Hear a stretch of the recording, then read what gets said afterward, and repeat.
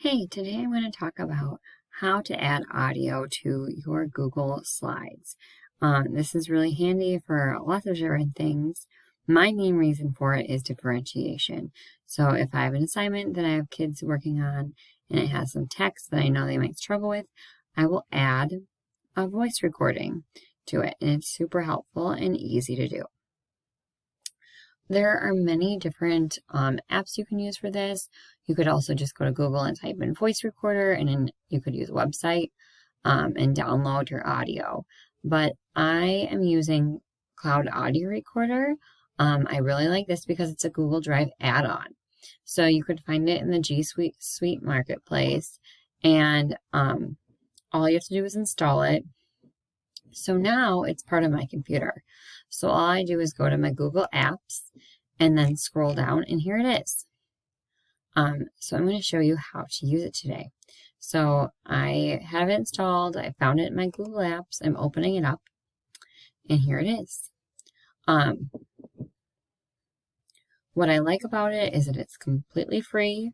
It will let me save my recordings to my Google Drive or my computer, and it will let me be able to check it before I download it, my audio, which is super handy.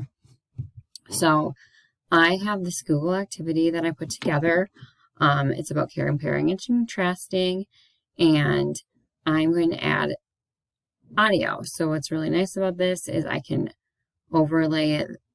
I can talk about and read the directions for kids, whatever else they need.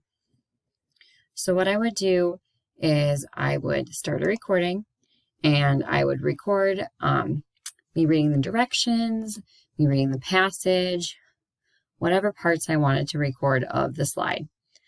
You could do it in segments so you have more than one piece, or you could just have one piece, like one audio file of everything. So I'm going to now stop it because I have an audio file. Clearly it's not the actual directions though. I'm going to export as MP3 real time. You can play it to test it to see how it sounds. And then I can stop it because I don't want to listen to the whole thing. I can either save it to my computer or I can save it to Google Drive. I'm going to click Google Drive. If you haven't used it before, it will ask to allow, but I have. You can select a folder you want it in. I don't really need it anywhere in particular.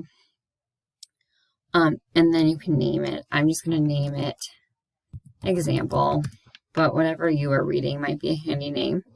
And then just save to Google Drive. And it's uploaded right here. It says upload to Drive. Now I'm going to go to my slides, and I'm going to go insert audio. And I'm just going to pick one for the example time right now instead of waiting to make sure mine's there.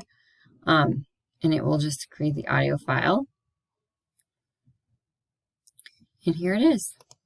So it shows up as this little circle. You can put it where it wants. Now kids can click on it and listen. So it's super handy. Let me know if you have questions.